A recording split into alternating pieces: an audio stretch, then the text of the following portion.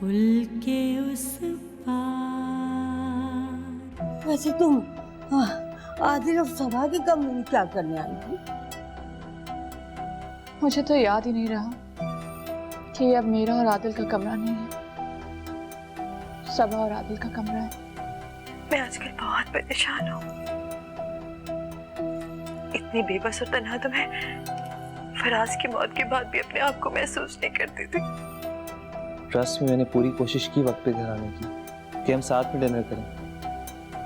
बस वो माहम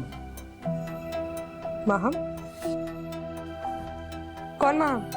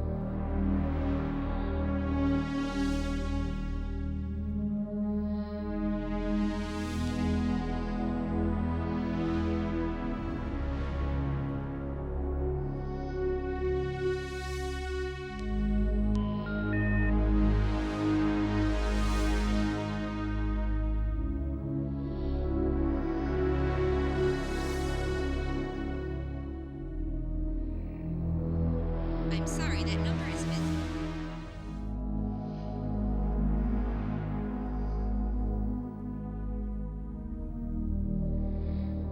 कामरान का फोन मुसलसल मसरूफ है।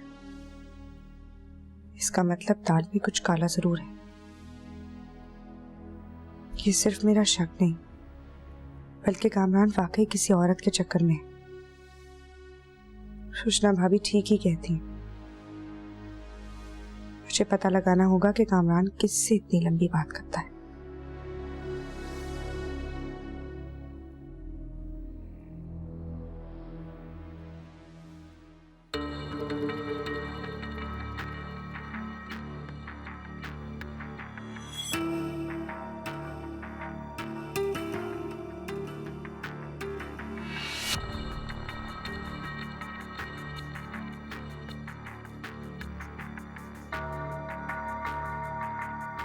सबा बिटिया, क्या कर रही हो?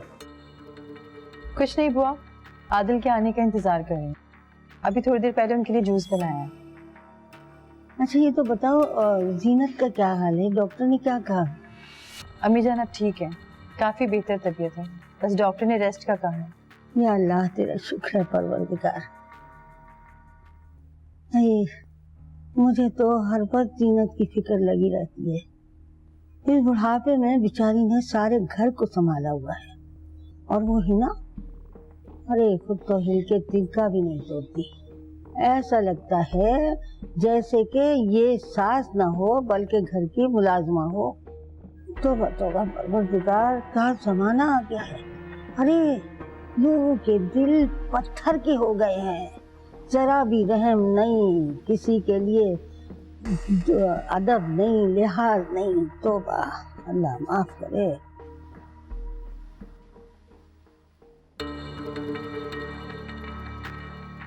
ऐसा बात तुम रचना का कुछ क्यों नहीं करती? आए वो तो ऐसे तुम्हारे घर में घुस के बैठ गई है जैसे कि ये उसका अपना घर हो, ठीक बन के बैठी हुई है, और बड़ों के सामने, सबके सामने ऐसे बढ़ बढ़ के बोलती है जैसे ये इस घर की बड़ी बहू हो। भाई देखो, जिस दिन ये घर में दाखिल हुई थी ना, अरे जब ही तुम्हें चोटी पकड़ के इसको घर से बाहर निकाल देना चाहिए था। ये सब तुम्हारी बेजा नरमी की वजह से हुआ है जो ये सर पे चढ़ गई है। वो मैं रचना को घर से क्यों निकालने लगी? वो भी इस घर की बहू है, उसका भी उतना ही हक है जितना मेरा और हुमा का है। बस बेटा, तुम्हें मोहतात रहना चाहिए ना।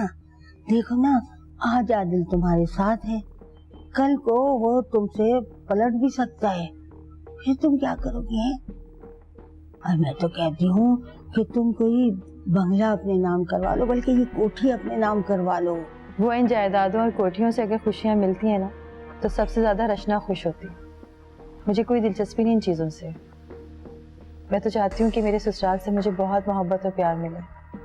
मेरे लिए यही बहुत बड़ी खुशी और तहफ्फुज़ है।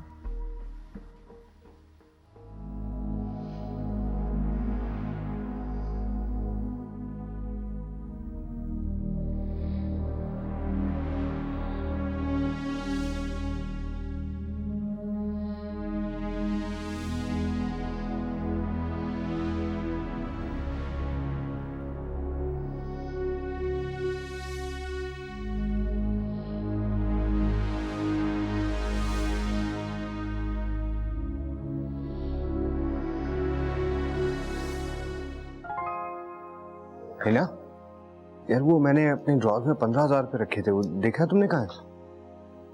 15,000? हाँ हाँ, शॉपिंग के लिए गई थी ना मैं, तो साथ ले गई थी। यार मैं तो परेशान ही हो गया, कम से कम तुम मुझे बता तो देती हैं।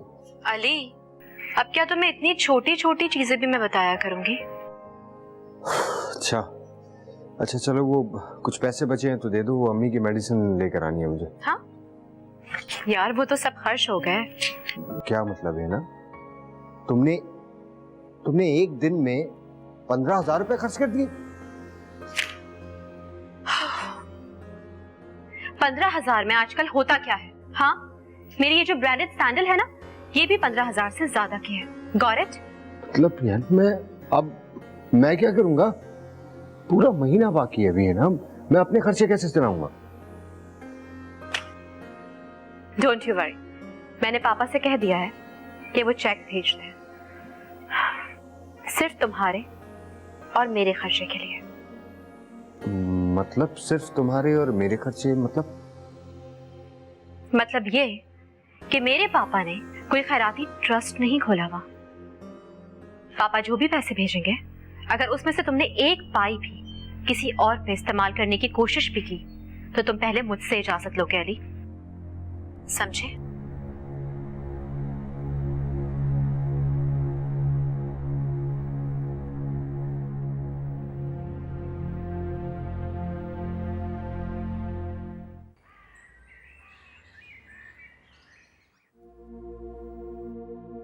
आदिल, अब तुम्हें बर वक्त इलाज करवा लेना चाहिए, पहले काफी देर हो चुकी है।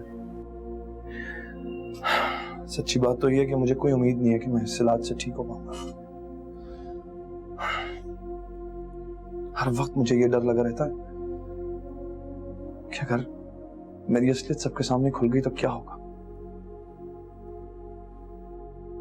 देखो आदिल, अब हालात पहले जैसे नहीं रहे। अब तुम्हारी दूसरी शादी हो गई है।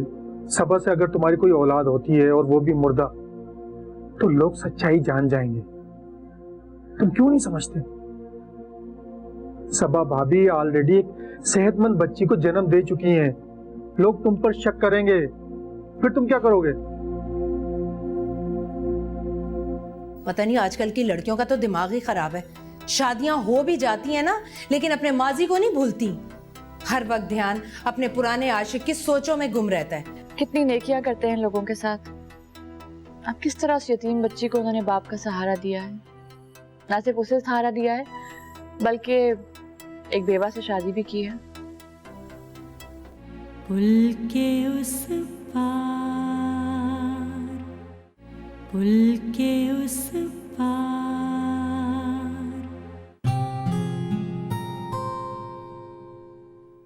हेलो जी मामा।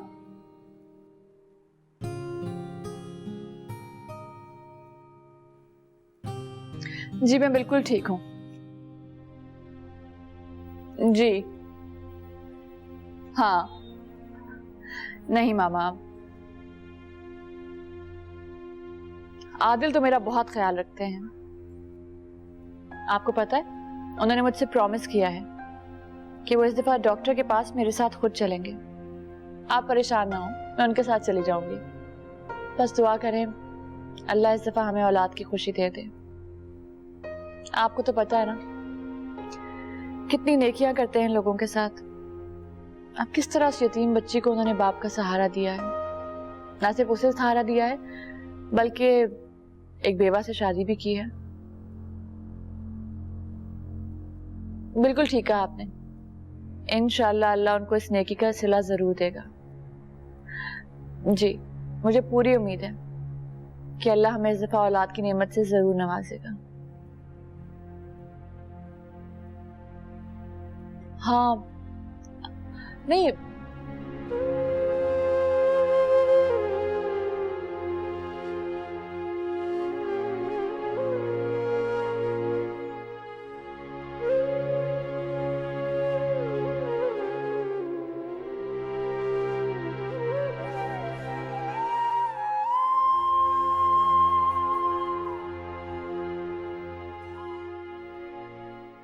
अस्सलाम वालेकुम मामू जान। जी अल्लाह का शुक्र, ठीक ठाक। जी मतलब मैं समझा नहीं, आप वो कंपनी मेरे नाम कर रहे हैं? लेकिन मामू जान इतनी बड़ी कंपनी मैं... अच्छा, मैं हिना से पूछ लूंगा, लेकिन नहीं, आपने फैसला किया तो कुछ ठीक ही किया होगा। अच्छा जी, अच्छा मैं वो फाइल फिर उठा लेता हूँ। अभी आपके ऑफिस आ जाऊँ? अच्छा बेहतर, मैं अभी आ रहा हूँ। ओके मामू, अल्लाह हाफिज़।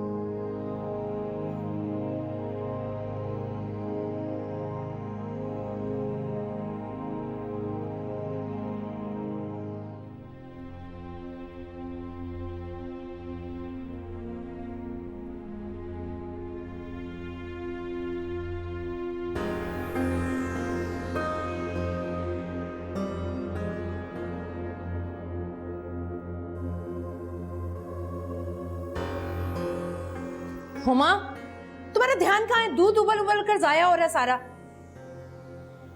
क्या हो गया तुम्हें? आखिर किन चक्रों में गुम रहती हो तुम, किन सोचों में? हाँ, पता नहीं आजकल की लड़कियों का तो दिमाग ही खराब है। शादियां हो भी जाती हैं ना, लेकिन अपने माजी को नहीं भूलती। हर वक्त ध्यान अपने पुराने आशिक की सोचों में गुम रहता है। न शौहर की इज्जत का ख्याल है, न ससुराल की नेक नामी का लिहाज। बीबी, भूल जाओ अपने माजी को। हाँ, तुम्हारी शादी हो गई, अब माजी में जो हो गया सो हो गया।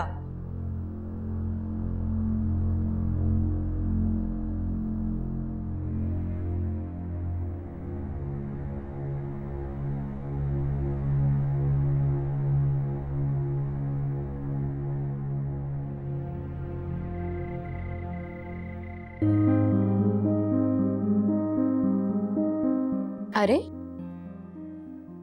क्या बात है अली, आज नींद नहीं आ रही तुम्हें? सोना नहीं है? खुशी में खो गए हो? हाँ है ना, आज मैं बहुत खुश हूँ। तुम्हें एक बात बताऊं, बचपन से मेरी ख्वाहिश थी, मैं नौकरी नहीं करना चाहता था, मैं बहुत बड़ा कारोबार करना चाहता था, बॉस की कुर्सी पे बैठना चाहता था, और आज मेरी ये ख्वाहिश पूरी हुई है ना। You know what?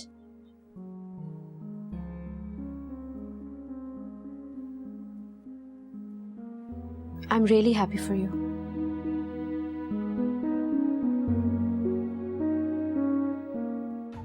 मॉम ठीक ही कहती हैं कि हर इंसान की कोई ना कोई कीमत होती है, और अली की कीमत उसके वो ख्वाब थे जो आज पूरा होने पर उसको ये भी याद नहीं रहा कि उसकी एक बीमार माँ भी है जिसकी दवाई का टाइम होने वाला है। अभी तो शुरुआत है, बाद में तो शायद अली ये भी भूल जाए कि इस घर में उसकी एक बूढ़ी माँ भी रहती है। यही तो मैं चाहती हूँ।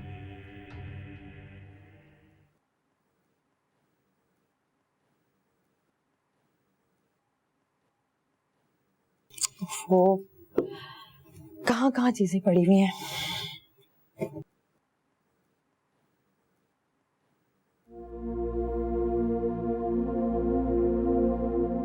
आपको पता है, उन्होंने मुझसे प्रॉमिस किया है कि वो इस दफा डॉक्टर के पास मेरे साथ खुद चलेंगे। आप परेशान ना हो, मैं उनके साथ चली जाऊंगी।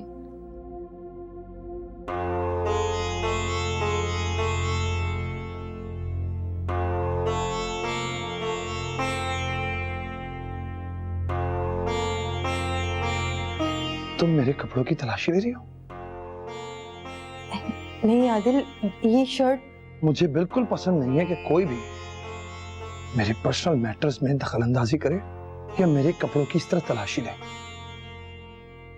और अगर तुम्हारा यही रवैया रहा ना, तो तुम्हारे साथ भी वही होगा जो कुछ रचना के साथ हुआ है।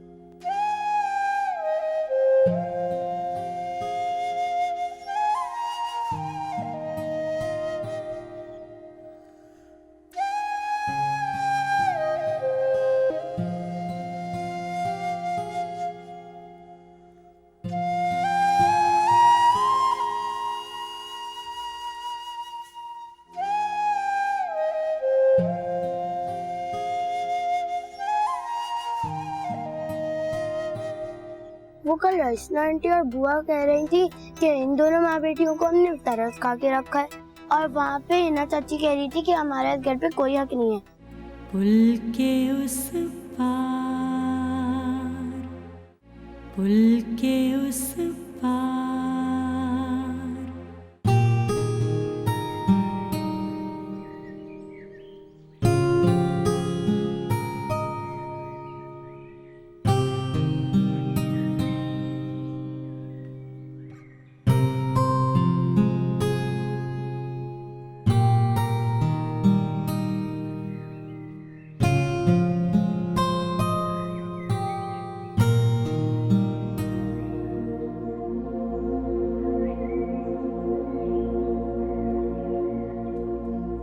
मम्मा अब रो क्यों रही हैं? नहीं बेटा, अब शायद आँख में कुछ चला गया है। मैं रो थोड़ी रही हूँ। मम्मा मैं जानती हूँ आप क्यों रो रही हैं। सब आपको यहाँ पे धोख देते हैं और आपको तंग करते हैं। नहीं बेटा, यहाँ सब लोग बहुत अच्छे हैं, हमारा कितना ख्याल करते हैं। आप ऐसा क्यों सोच रही हो? अगर प्यार करते होते ना तो मुझे बिला वजह नहीं डांटते, आपको तंग नहीं करते, और जब मैं उनके सामने जाती हूँ उनकी आंखों में नफरत पैदा हो जाती है। ऐसा क्यों है मम्मा, बताया ना मुझे ऐसा क्यों है? बेटा कोई और करे ना करे, लेकिन आपके बाबा तो आपसे बहुत प्यार करते हैं ना। मामा हमारा असली घर कौन सा है, दादू का या फिर बाबा का?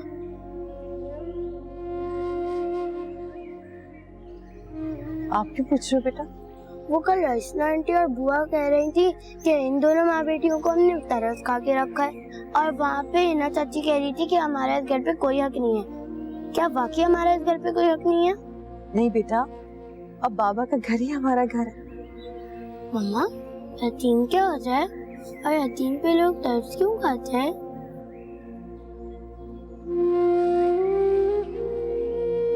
नदिया, इधर आओ।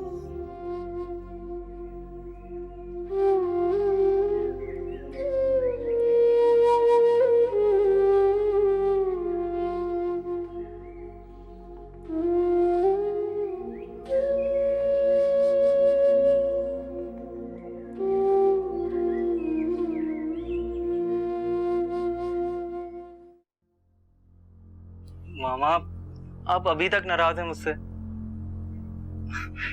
अच्छा, आप गुस्सा थूक दीजिए। आप जैसा कहेंगी मैं बिल्कुल वैसा करूंगा। बेटा, मैं जो कुछ भी कर रही हूँ तुम्हारी बेहतरी के लिए कर रही हूँ, मुझे समझने की कोशिश करो। मामा, कैसी बेहतरी? देखो बेटा, शादी हमेशा बराबर वाले लोगों में की जाती है, और मैंने जिस लड़की को पसंद किया है ना, वो तुम्हारे लिए बिल्कुल परफेक्ट रहेगी, ना कि नाजिश। मामा, आप पहले भी अपनी पसंद की लड़की लेके आई थी ना इस घर में, देख लिया उसका अंजाम। तुमने मुझे फिर हिना के ताने देने शुरू कर दिए। अरे इंसान कभी कभी लोगों को परखने में गलती कर सकता है, लेकिन इसका ये मतलब नहीं है कि हमेशा ऐसा होगा। मामा, मैं जिस लड़की का जिक्र कर रहा हूँ, आखिर उसमें ऐसी क्या बुराई है? वो गरीब घर की है, जॉब करती है, इतनी बड़ी छलांग मारना उसकी औकात से बाहर हो जाएगा। मामा, वो जॉब जरूर करती है, लेकिन एक बहुत अच्छे खानदान से ताल्लुक है उसका। उसके फादर का बहुत बड़ा बिजनेस था, लेकिन अचानक उनकी मौत के बाद सब तब्दील हो गया। उसके फादर का जो पार्टनर था, उसने रातों रात सारे कारोबार पे कब्जा कर लिया। नाजिश पढ़ी लिखी लड़की है, अच्छी पोस्ट पे है, कोई रिसेप्शनिस्ट की जॉब थोड़ी कर रही है। लेकिन इस वक्त वो हमारे हम पल्ला नहीं है। हिना जैसी भी थी, नाजिश से पोजीशन में बहुत बेहतर थी। मामा, आप एक बार मेरी रिक्वेस्ट पे उससे मिल लें, फिर उसके बाद आप जैसा कहेंगी मैं वैसा करूंगा। ठीक है, मैं उस लड़की से मिलने के लिए तैयार हूँ, लेकिन कान खोल कर सुन लो, आखिरी फैसला मेरा ही चलेगा। ओके मामा, जैसा आप कहेंगी वैसा ही होगा। Thank you so much.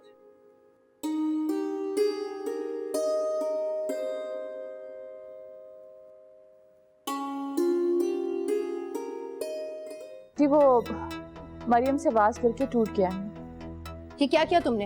हाँ, अपने बाप का घर समझ रखा है, जो सारे घर में दंदनाती फिरती हो। फॉर योर काइंड इंफॉर्मेशन, तुम्हारी जो एजुकेशन है ना, उसके बलबूते पे तुम्हें छोटी मोटी नौकरी तो मिल जाती, लेकिन इतना बड़ा कारोबार देखना नसीब ना होता कभी।